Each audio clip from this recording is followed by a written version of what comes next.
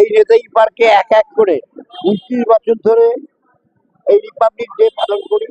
এই দৌড় প্রতিযোগিতা, অঙ্কন প্রতিযোগিতা, তারপর সাংস্কৃতিক অনুষ্ঠান, সবার শেষে যাত্রাপালা। আজকে ছোট ছোট ছেলে মেয়েরা, স্কুল কলেজে পড়া ছেলে মেয়েরা দৌড়ে 4 কিলোমিটার অংশগ্রহণ করেছে। তারা কেউ ফার্স্ট, সেকেন্ড, থার্ড হয়েছে। তাদের বিকেলবেলা আমরা পুরস্কৃত করব, এখন মেডেল দিয়ে তাদের সম্মানিত করবো আমাদের এই কমিটির নেতৃবৃন্দ। আর মহিলাদের মধ্যে 2 জন বেশি পার্টিসিপেন্ট মহিলাদের মধ্যে আমরা পাইনি, তার কারণে ফার্স্ট সেকেন্ড আমরা নির্দিষ্ট করেছি, তাদের মেডেল দিলাম, বিকেলবেলা পুরস্কৃত করবো। ঠিক 3টের সময় দুপুরবেলায় অঙ্কন প্রতিযোগিতা হবে। মোরাললেস 150 ছেলে মেয়ে পার্টিসিপেট করবে। বিচারকের নির্ণয়ে যারা প্রথম, দ্বিতীয়, তৃতীয় হবে বিভিন্ন বিভাগে, আমরা তাদেরও আমরা পুরস্কৃত করব।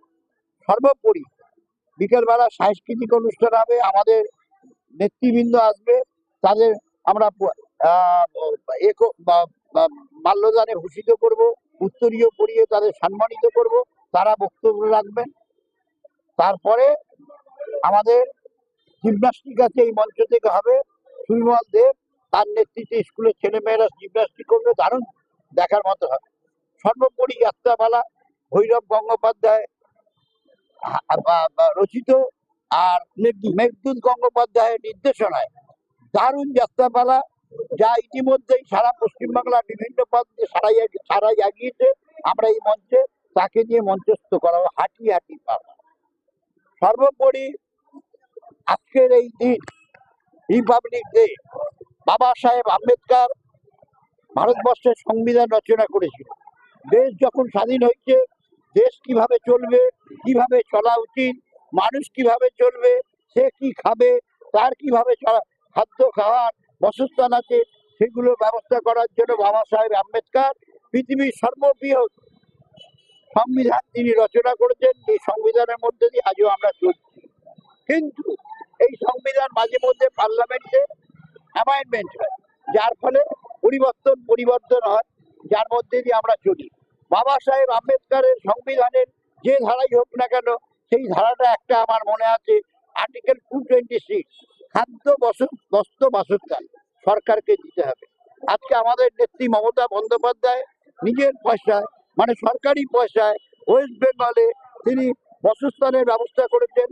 ব্যবস্থা করার এই ইতিমধ্যে অন্তত কয়েক লক্ষ বাড়ি সারা পশ্চিমবাংলা কেন্দ্রীয় সরকার অনুদান ছাড়া হয়ে গেছে। আর খাদ্য, রেশনের চাল বিনা পয়সায়, বস্ত্র, যখনই কোনো জায়গায় ফ্ল্যাট হয় বা কোনো জায়গায় দুর্বিষহ ব্যবস্থা জীবনযাপন হয়, সেখানে সরকারের লোকেরা পৌঁছে গিয়ে তাদের জামা কাপড় থেকে আরম্ভ করে সবকিছু দেওয়ার ব্যবস্থা করে। অর্থাৎ পশ্চিমবাংলায় এই সংবিধানে সর্ববৃহৎ আমার কাছে যেটা আকৃষ্ট করে আর্টিকেল 226, রাজ্য সরকার এটা অক্ষরে অক্ষরে প্রতিপালিত করছে। আরো সংবিধানে অনেকগুলো ধারা উপধারা আছে, আমার মনে হয় সেক্ষেত্রে কিছু পরিবর্ধন করা উচিত। নইলে পরে কিছু লোককে বাঁধনের মধ্যে না আনলে উচ্ছৃঙ্খলতার পর্যায়ে এসে পৌঁছেছে। কারণ আমাদের দেশ তো সেকুলার দেশ, এখানে হিন্দু থাকবো, মুসলমান থাকবো, খ্রিস্টান থাকবো, ইসলাম থাকবো, সব মিলেই থাকবো।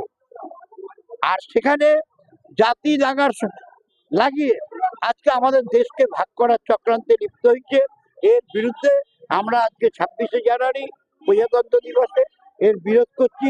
যারাই এই ধরনের দাঙ্গা লাগিয়ে আমাদের ভারতবর্ষের মানচিত্রকে টুকরো টুকরো করার চেষ্টা করছে, তাদের বিরুদ্ধে জীবনের রক্ত দিয়ে যারা ব্রিটিশ বিরুদ্ধে লড়াই করেছে, আজকে দেশ স্বাধীন হয়েছে। কিন্তু স্বাধীন দেশকে ভাগ করার চক্রান্ত করছে সাম্প্রদায়িক দাঙ্গা লাগিয়ে, আমরা কিন্তু রক্ত দিয়ে তাদের বিরুদ্ধে লড়ব। আজকের দিনে আমাদের শেষ। এইরকম নতুন নতুন আপডেট দেখার জন্য বেঙ্গল ন্যাশনাল টিভিকে ফলো, লাইক, সাবস্ক্রাইব, শেয়ার করুন। প্রিয় দর্শক বন্ধুরা, আমাদের চ্যানেলের পাশে থাকুন।